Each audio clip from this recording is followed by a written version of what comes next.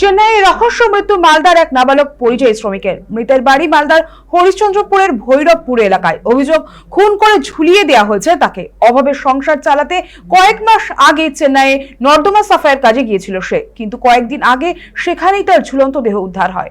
খবর পেয়ে পরিবারের সদস্যরা মর্গে গিয়ে তার দেহ শনাক্ত করেন। পরে ঠিকাদারি সংস্থার ব্যবস্থাপনায় মরদেহ বাড়িতে আনা হয়। শোকস্তব্ধ মৃতের বাবা মায়ের দাবি, তাদের ছেলে আত্মহত্যা করতে পারে না। পাশাপাশি ঘটনা নিরপেক্ষ তদন্তের দাবিও জানিয়েছেন তারা। এদিকে অসহায় পরিবারের পাশে দাঁড়ানোর আবেদন জানানো হয়েছে তৃণমূল নেতা মতিউর রহমানের কাছে। তৃণমূলের দাবি, পরিবারের পাশে থাকে ঘটনার সঠিক তদন্ত চাই। অন্যদিকে বিজেপির অভিযোগ, রাজ্যের পরিস্থিতির কারণেই নাবালকদের কাজের খোঁজে ভিন রাজ্যে যেতে হচ্ছে। এই ঘটনাকে কেন্দ্র করে শোকের ছায়া গোটা এলাকায়।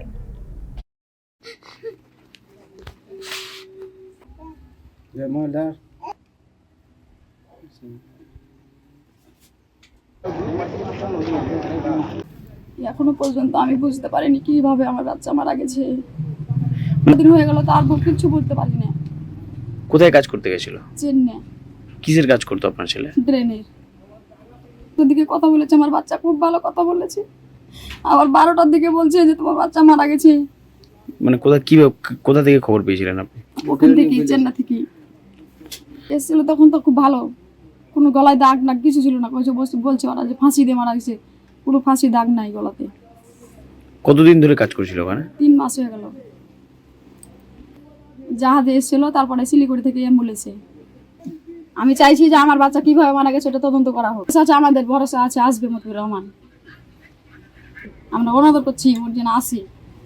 এই জেঠে গেছে, আমার ছেলে চেন্নাই কাজে গেছিল, জেঠে মরা পড়েছে, আমাকে যেতেও যায়নি। আপনি গেছিলেন ওখানে? না, ওখানে গেছিলাম, কিন্তু যে জাহাজটা মরেছিল ওই জাহাজ দেখতে দেয়নি আমাকে। দেখতে দেয়নি? না, দেখতে দেয়নি। ওই আমি যে পোস্টমর্টম যেটা ঘর হয় ওখানে গিয়ে দেখেছি বাচ্চাকে আমার। যে কোনো মৃত্যুই দুঃখজনক, তবে পরিযায়ী শ্রমিকের মৃত্যুটা আমাদের কাছে, আমাদের বাঙালির কাছে এটা একটা উদ্বেগের বিষয়। কারণ আমরা একই স্বাধীন দেশের নাগরিক। আমরা আমাদের প্রয়োজন সাপেক্ষে বিভিন্ন রাজ্যে আমরা খাই যেতেই পারি, এটা আমাদের অধিকারের মধ্যে আছে। কিন্তু যেভাবে বিজেপি শাসিত রাজ্যগুলোতে বাংলাকে যেভাবে আক্রমণ করা হচ্ছে, বাঙালি পরিযায়ী শ্রমিকদের আক্রমণ করা হচ্ছে, একটা মানে অন্য একটা ইন্টেনশন নিয়ে, এটা সত্যি খুব দুঃখজনক এবং হতাশাজনক বিষয়। এইরকম ঘটনা আমরা কামনা করি না। আমরা চাইবো যে এই বিষয়ে সঠিক তদন্ত হোক, কারণ খুনের অভিযোগ হালকাভাবে না নেওয়াই ভালো। দেখুন, রাজ্য সরকারের অনেক প্রকল্প আছে। আমরা চাইবো যে সমস্ত পরিবারে নাবালক বাচ্চা আছে, তার আগে আপনার বাচ্চাটা পড়ান, পড়াশোনা দিয়ে ধ্যান দিন, তারপরে খাটার সময় আসবে তখন খাটবে। কারণ তৃণমূল সরকার, রাজ্য সরকার এই বিষয়ে আগে ভেবে রেখেছে। পশ্চিমবঙ্গের এত করুণ পরিস্থিতি হয়ে গেছে যে বাবা মারা বেকার যুবতীদেরকে 18 বছর হওয়ার আগেই, প্রাপ্তবয়স্ক হওয়ার আগেই তাদেরকে ভিন রাজ্যে কাজে পাঠিয়ে দিচ্ছে। ভাবতে অবাক লাগছে যে কোন রাজ্যে আমরা বসবাস করছি।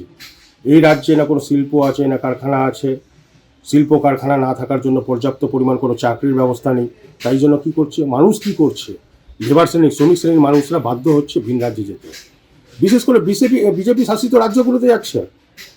বিজেপি শাসিত রাজ্যগুলোতে গিয়ে তারা কাজ করছে, পরিবার পুষছে। কিন্তু তার থেকে বড় করুণ অবস্থা কি দেখুন, প্রাপ্তবয়স্ক হওয়ার আগেই একজন যুবক যুবতীকে বাবা মারা তাকে ভিন রাজ্যে পাঠিয়ে দিচ্ছে। এর থেকে বড় বাজে অবস্থা কোনো রাজ্যে হতে পারে না। এই রাজ্যে যতদিন তৃণমূল কংগ্রেস ক্ষমতায় থাকবে ততদিন কোনো মানুষ শান্তিতে বসবাস করতে পারবে না। সেই জন্য এই রাজ্যের মধ্যে তৃণমূল কংগ্রেসকে বিদায় দিতেই হবে।